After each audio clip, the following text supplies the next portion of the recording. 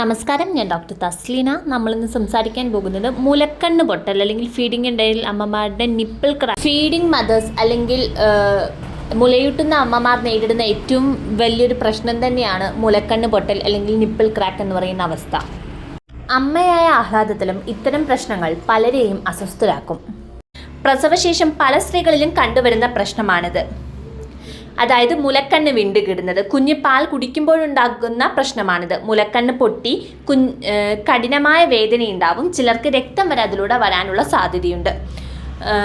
ഇതിന് പല കാരണങ്ങളുണ്ട്. പ്രധാനപ്പെട്ട കാരണം ഇംപ്രോപ്പർ ലാച്ചിങ് എന്നത്. കാരണം കുഞ്ഞിനെ മാറിടത്തിൽ നിന്നും കൃത്യമായ രീതിയിൽ പാൽ വലിച്ചു കുടിക്കാൻ പറ്റാതെ വരുന്നതും.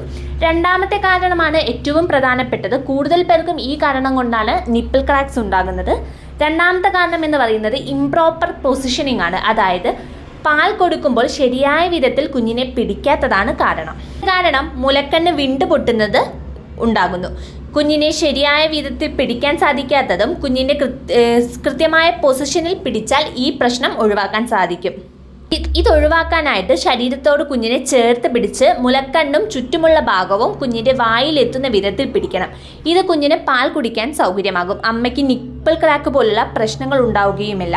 നിപ്പിൾ ക്രാക്ക് വരാതിരിക്കാൻ നിങ്ങൾക്ക് പ്രോപ്പർ പൊസിഷനിങ്ങിലൂടെ ഫീഡിങ് ട്രെയിൻ ചെയ്തെടുക്കാം.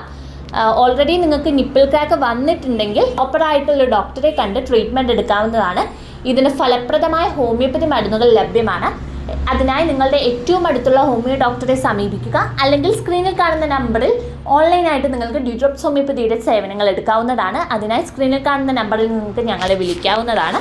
നിങ്ങളുടെ മരുന്നുകൾ ഞങ്ങൾ നിങ്ങളുടെ വീട്ടിലെത്തിച്ച് നൽകുന്നതായിരിക്കും.